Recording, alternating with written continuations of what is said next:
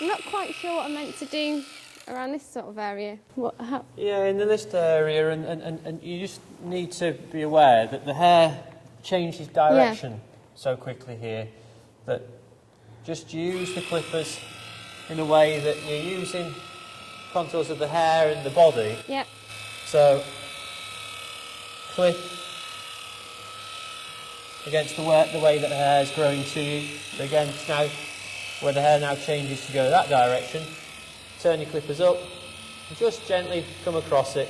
You've also just got to bear in mind as you get down towards the stifle, that can be irritating for a horse having these round there, especially when he's under clash there. So just want to again take the tail. Okay.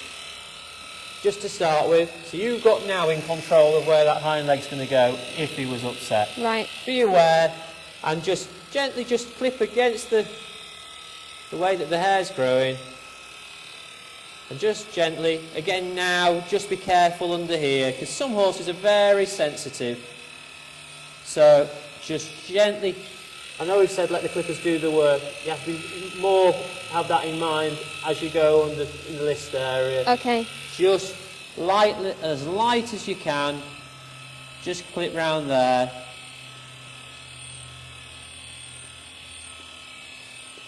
He might not like it, and who could blame him?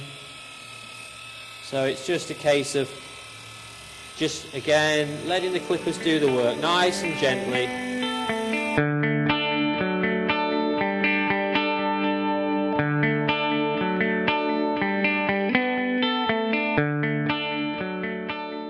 Right, so now we're moving on to his head now.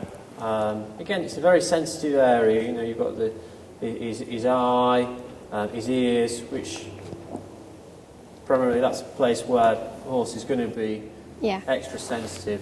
So we need to be slow with our actions. We don't want to charge out with hands. Okay. Just be nice and relaxed. Good boy. Just quietly with him. Relax him first of all. Make a fuss of him. Also, have your stool or bucket or anything secure to stand on, because you need to go to be high at some point. So you need to be prepared, have that around. Also now, you're going close to the horse.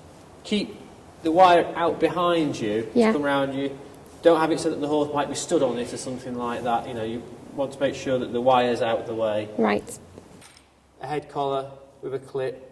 You're going to need to get up the back of the jawline at some point. So if you can undo the head collar there, then you're going to need to. So if you want to undo that now and then, good. That's it. So I shall start the clippers up. Good boy. And start with the head. Good lad. Again, it's a case of knowing your horse. This might be a case with some horses where you need to put a twitch on. Right. Luckily, Timmy is an old hand at this. He trusts me. Hopefully I trust him. And we can work away at his head nice and quietly, letting the clippers do the work. But again, you have to keep lifting the head, pulling the skin one way, changing the angle of the clippers, because there's lots of different contours. Right. So just so you don't nip the horse, just keep moving the skin, changing the angle of the blades.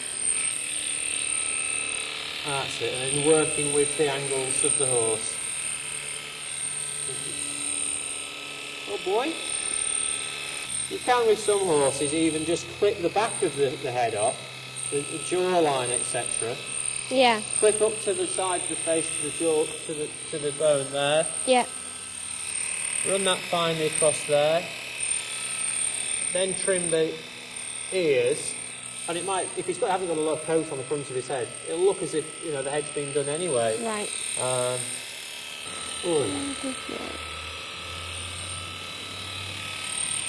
Be very careful and quietly around the eye. Again, in the eye socket, you've got different angles, and so again, just take your time. You have to change the angle of you're holding the clippers just to work with the way that the hair's growing.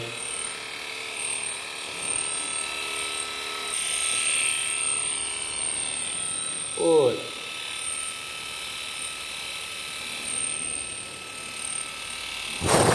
Oh, good. Now we're moving on to the ears. A lot of horses are sensitive around their ears. And you might find, once you've started, no matter how quiet your horse is, that he might just need the help of having a twitch on. To do ears. Just to relax him enough to be able to get them done. We'll work away with Timmy now and just see how he is. Good boy. Oh, lad. Right, yeah, we've clipped his coat off now. He's all done. Okay. We clipped him for a reason. That was because there's a lot of hair on there. Because it's the time of year, it's cold. So don't just think now we've finished, chuck his rug back on. He wants well rug, you know. Right. He wants, you know, as many coats as it takes, as many rugs as it takes to make him nice and warm, keep him warm underneath, and you know, how we would do it each day also is that after work, get a good body brush, brush him, all the dust to the surface, and then drop of hot water, maybe with a touch of Fairy in it, something like that.